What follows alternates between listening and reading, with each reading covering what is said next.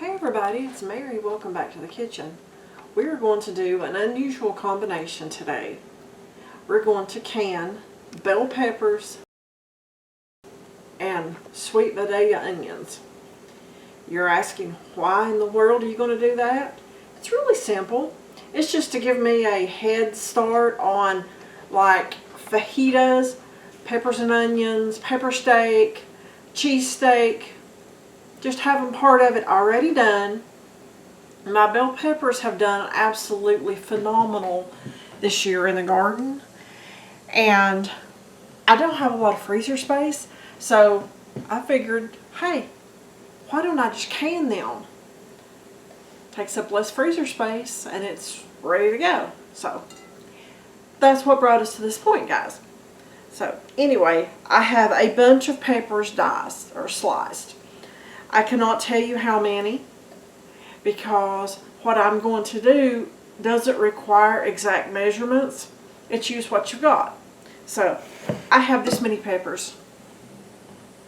So what I'm going to do is I'm going to blanch them for about 3 minutes, and then I'm going to shock them in ice water before we go on to that next step.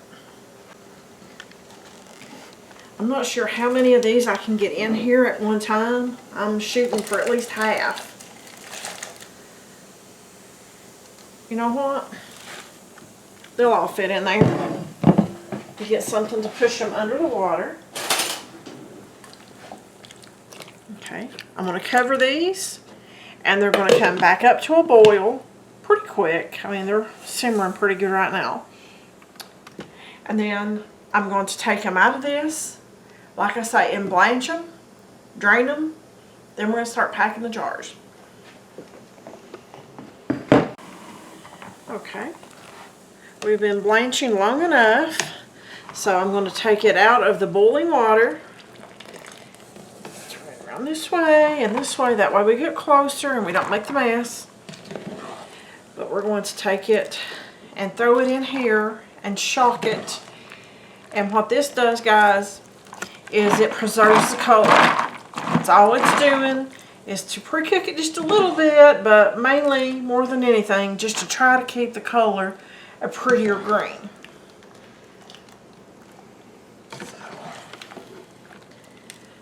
Okay. Now, while this is going to be melting the ice and cooling down, I'm going to refill this pot with some water because we're going to need some boiling water in a few minutes. Okay. Now, I mentioned the onions. Okay, you can blanch the onions, but that's not absolutely required, so I'm not going to do that.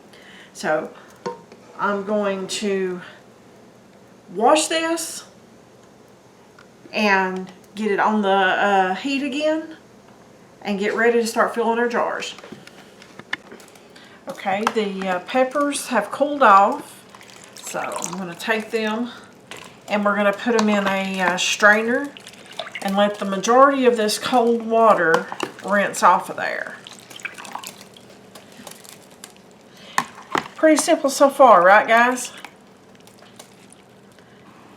I don't think we'll have a problem with it. So let me go over here to the sink, pour the rest through my little fancy scoop and put it right there.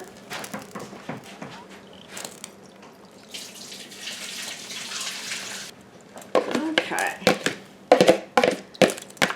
Now we've got that step out of the way.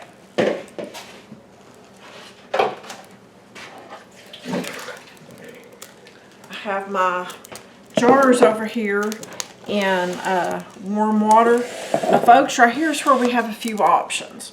Okay, I said peppers and onions, which that's what we're doing. These are just bell peppers. And these are Vidalia onions. Okay, the amount you use is up to you.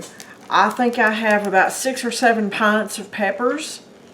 And then this is almost 4 pints of onions. So that's what I have. So I'm going to put some onions down in the bottom. Then I'm going to put some peppers. Now you could add salt to this if you want. I'm not going to because everything that I'm going to use them in will probably already have salt in there. And guys, we don't use very much salt here. So let's go with a little bit more onion on top. We're trying to heat that up to come to a boil. Okay, we're wanting to mash this down, folks, so that it comes up to that ring right there on the bottom. That is about 1 inch of headspace. Do I know how many I'm going to get? Guys, no. It's just one of those things. But I figured that this right here would be something really, really good to have on hand for, like I say, fajitas, cheesesteaks, pepper steak, pizza, omelets. I mean, you can do a lot with it. But the next step is waiting on this to come up to a boil. And then once it comes up to a boil, we're going to fill it with hot water. Okay, I just have my jars filled. And right here is something, guys, that'll keep it from sealing. There's a pepper on there. That's why you always look and you always wipe. But I had 6 jars to have onions and peppers in. And I had that much onions left, so I thought, you know, I'm just going to can onions. Not that big a deal. But you can the peppers by themselves. If you do peppers by themselves, folks, you process them for 35 minutes for a pint. But the process time for these onions is 40 minutes for a pint. So where we have onions in there with the peppers, you always process for the longest cooking vegetable. I guess that's a good way to put it. Or the vegetable that requires the longest process time. And that is the onion. So, as you can tell, that's warm. Okay. My jars were warm, and I have my canner heating up. So you always try to do the same temperature. That way you don't have any breakage. Okay. What I'm doing right here is called debubbling. That's basically, I'm just mashing down in here to get water down inside the all of it, and trying to prevent a bunch of air bubbles. That's all it is. Okay, so I have it filled up to my rim right there. So I'm just simply wiping the lid off.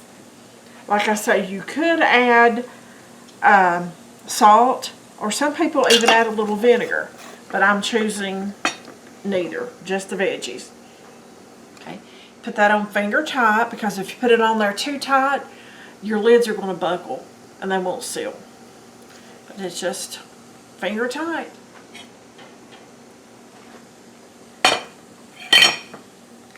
Have you folks ever canned onions or bell peppers, or canned them together before? If you have, let me know in the comments. I'm all about canning different things, trying different things.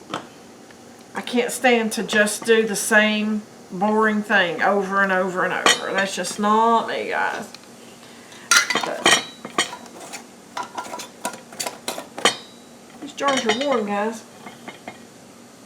I'm just going to keep on until I get these jars full and put them in the canner.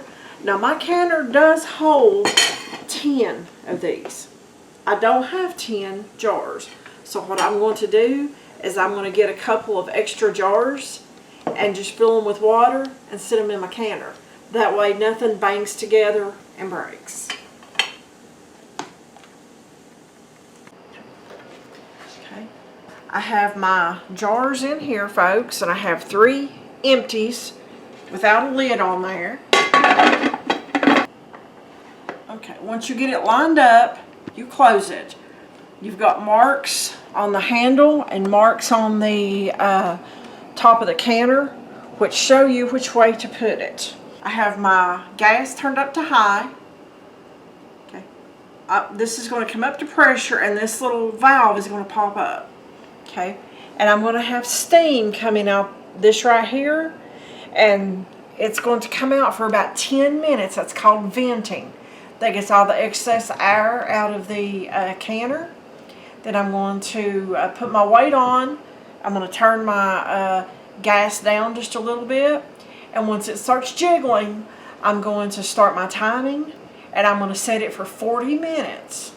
Okay, and after the timer goes off, then I'll let the pressure come down naturally. That way everything seals. You never want to open a pressure canner whenever it's under pressure, or an Instapot, because that's a good way to get 3rd-degree burns. You don't want to do that. And folks, I did remember to put my white vinegar in this water this time. I just forgot to do it on camera, so sorry. But it is in there. Anyway, now we wait. Okay. The pressure has dropped on this, so let's see what we got.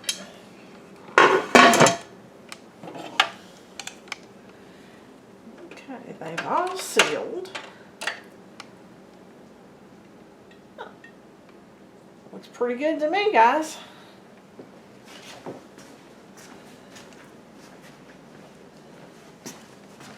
Put it right here beside that beautiful tomato juice. What do you think? Green peppers, onions. Fantastic start for a whole lot of things. Thanks for watching, guys. Like the video, subscribe to the channel.